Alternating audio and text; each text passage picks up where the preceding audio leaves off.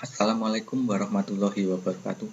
Selamat datang mahasiswa dalam kuliah online PWK ITNY untuk mata kuliah Perencanaan Wilayah yang diampu oleh saya, Pak Chandra Ragil. Semoga kita semua dalam keadaan yang sehat walafiat sehingga bisa menjalani kuliah ini dengan lancar sampai akhir semester dan mendapat hasil yang memuaskan sekaligus ilmunya dapat bermanfaat dalam kehidupan nyata di masa yang akan datang.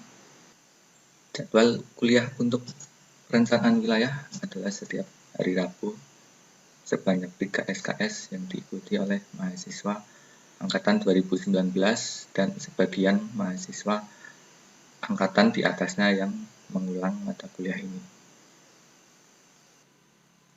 Peserta kuliah ini sebagian besar angkatan 2019 ya, jadi semester 3 sekarang. Mungkin ada yang belum mengenal saya. Kalau belum kenal ya itu namanya kebangetan karena sudah dalam kuliah perencanaan wilayah pertemuan pertama kali ini yang akan dibahas yaitu tentang konsep perencanaan wilayah. Tidak usah berpanjang lebar, kita mulai langsung saja. Dimulai dengan pengertian. Perencanaan wilayah terdiri dari dua kata, yaitu perencanaan dan wilayah. Kita mulai dulu dari pengertian wilayah dulu, atau dalam bahasa Inggris disebut region.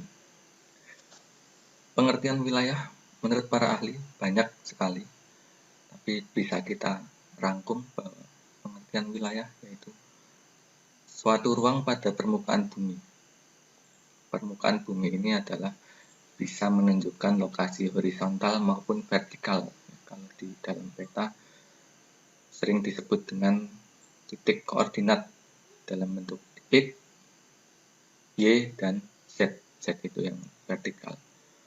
Suatu ruang pada permukaan bumi. Jadi wilayah itu pasti ada di bumi. Kalau bukan di bumi ya namanya bukan wilayah. PWK Perencanaan Wilayah dan Kota khusus membahas tentang perencanaan di bumi, bukan di planet lain, karena di planet lain itu tidak dihuni manusia, manusia hanya tinggal di bumi, maka kita fokus saja pada kegiatan-kegiatan aktivitas fisik dan sosial yang terjadi di belahan bumi. Karena wilayah merupakan ruang, jadi wilayah itu mempunyai unsur-unsur ruang. Apa saja unsur ruang itu? Jarak, mulai dari jarak. Jarak misalnya dari titik A ke titik B adalah 1 km.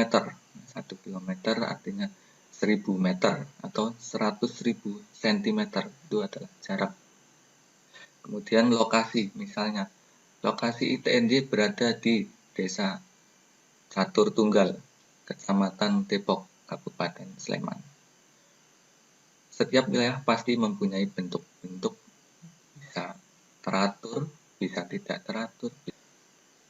Kemudian wilayah mempunyai ukuran atau skala yang biasa digambarkan dengan di dalam peta, misalnya 1:100, artinya 1 cm di peta sama dengan 100 cm di kondisi sebenarnya.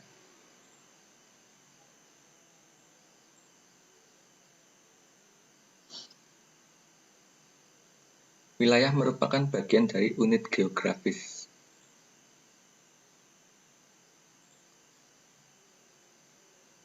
Jadi merupakan fungsi-fungsi dari perencanaan dalam proporsi yang teratur, bagian dari wilayah perencanaan. Wilayah dalam arti fisik keruangan, yaitu suatu hamparan luas sebagai kumpulan dari lokasi-lokasi atau area, baik mencakup ciri perkotaan maupun perdesaan. Wilayah dibagi jadi dua, bisa perkotaan, bisa perdesaan. Perbedaannya apa kota dengan desa? Akan dipelajari lebih lanjut di pertemuan berikutnya. Wilayah ini banyak dipakai dalam konteks potensi dan keterkaitan fungsional. Contoh-contoh wilayah, misalnya wilayah pesisir, wilayah rawa, wilayah pertanian. Jadi tidak selalu terkait dengan batas administrasi. Wilayah itu bersifat umum, tidak selalu berkaitan dengan batas administrasi. administrasi. Bisa juga batasannya adalah fungsi. Misalnya,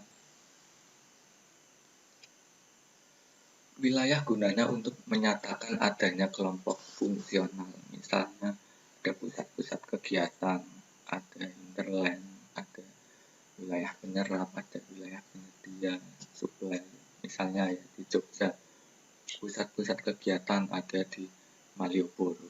Terus yang mendukung pusat-pusat kegiatan itu ada di wilayah pinggiran, karena di sekitar Ring Road, di Bantul, ada Sewon, Tapang, ada di Sleman ada Melati, Kecamatan Depok,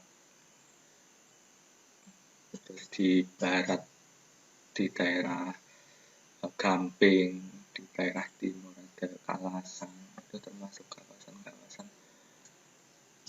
pinggiran yang menyupport kegiatan di pusat kota yang ada di kota Jogja. Setiap wilayah di berbagai misalnya di Bandung, Jakarta, Surabaya itu pasti mempunyai pusat-pusat pelayanan dan mempunyai daerah-daerah pinggiran yang menyokong kegiatan di pusat kota.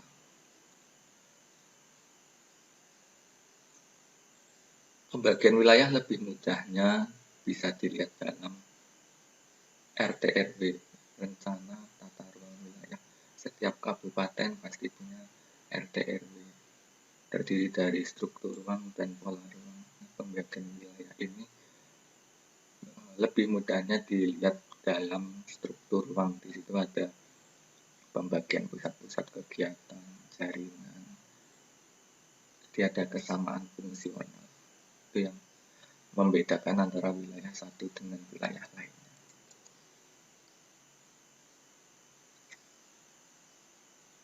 Karena tadi wilayah sifatnya umum, maka bisa terkait dengan fungsional, bisa juga terkait dengan batas administratif. Bisa juga batas administratif, misalnya wilayah Indonesia Timur, berarti ya wilayah Indonesia yang ada di timur. Wilayah provinsi hanya mencakup provinsi tertentu. Wilayah menurut batas administrasi ini paling banyak digunakan sebagai dasar dalam pengelolaan tata ruang di Indonesia karena paling mudah penggunaannya ketimbang dari segi fungsional, pembatasannya lebih sulit. Baik, untuk materi pertemuan kuliah pertama, bagian pertama, sementara sampai di sini dulu. Nanti dilanjutkan lagi di bagian berikutnya. Terima kasih perhatiannya. Wassalamualaikum warahmatullahi wabarakatuh.